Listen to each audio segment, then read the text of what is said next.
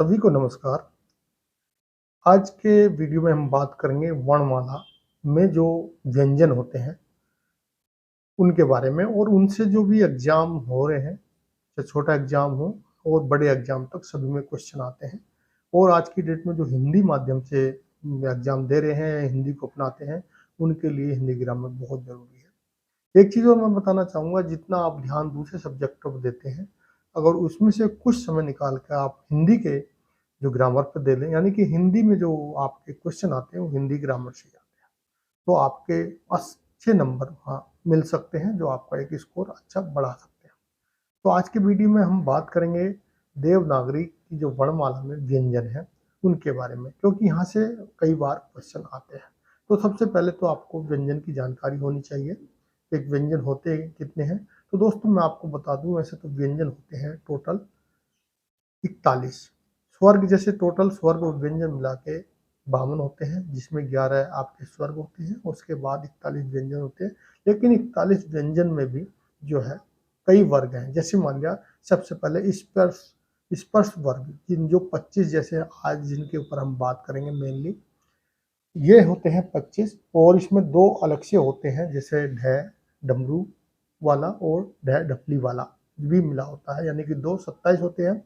अंततः जो व्यंजन होते हैं वो 4 होते हैं।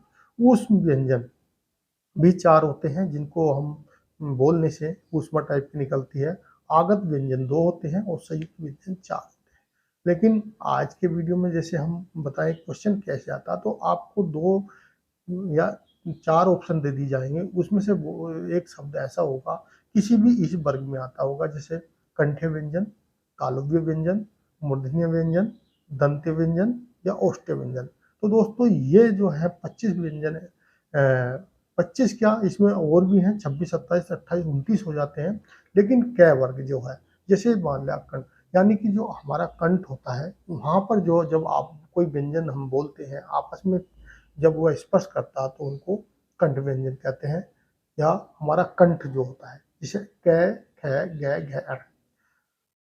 कंठ के ऊपर थोड़ा आप देखेंगे तो तालुक है, यानी कि जब आप देखोगे अपने अंदर एक छोटा सा ऊपर की साइड से एक शेप टाइप की होती है। हम जब च, छ, ज, झ, अण, स, य बोलते हैं तो वहाँ पर वो आपस में स्पर्श करता है, तो इन व्यंजन को हम ताल। आपको क्वेश्चन में ये आ जाएगा कि तालव्य व्यंजन कौन सा है, तो आपको वहाँ पे बताना होगा। मूर्धन्य व्यंजन ठ, ठ, ड, ढ, ढ, अण और ढ, र, स, ये जो है व्यंजन है। और इसमें से भी एक शब्द दे दिया जाएगा, आपको पूछ लिया जाएगा। उसके बाद दंत्य व्यंजन, यानी कि जब आप बात करते हैं, आपकी जीभ जो है दांतों को स्पर्श करती हो, तो उनको हम दंत्य व्यंजन कहते हैं। ठ, द, ध, न, ल, स। उसके बाद औष्ठ्य व्यंजन, यानी कि जब हम कोई शब्द बोले और हमारे होंठ जो है आपस में टकरा जाते हैं या स्पर्श करते हैं, तो उनको हम औष्ठ्य, जैसे प, फ, ब, भ, म।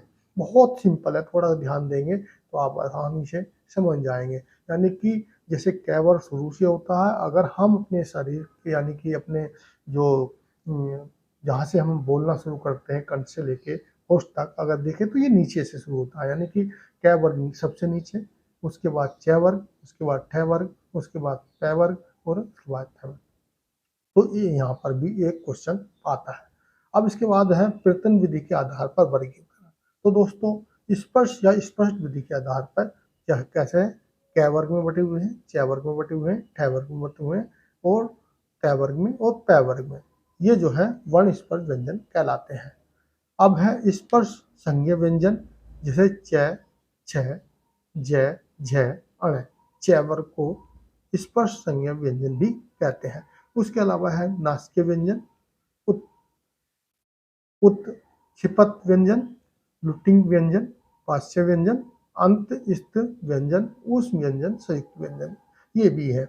इनसे भी कभी कभी पूछ लिया जाता है, लेकिन सबसे ज्यादा जो महत्वपूर्ण पूछा जाता है आपको, जो ये वर्ग है, कंठ्य, दंत्य, ओष्ठ और तालव्य, इनके बारे में ज्यादा पूछा जाता है। दोस्तों वीडियो अच्छी लगे तो वीडियो को लाइक कर दें, दोस्तों को शेयर करें, चैनल में। थैंक यू, धन्यवाद।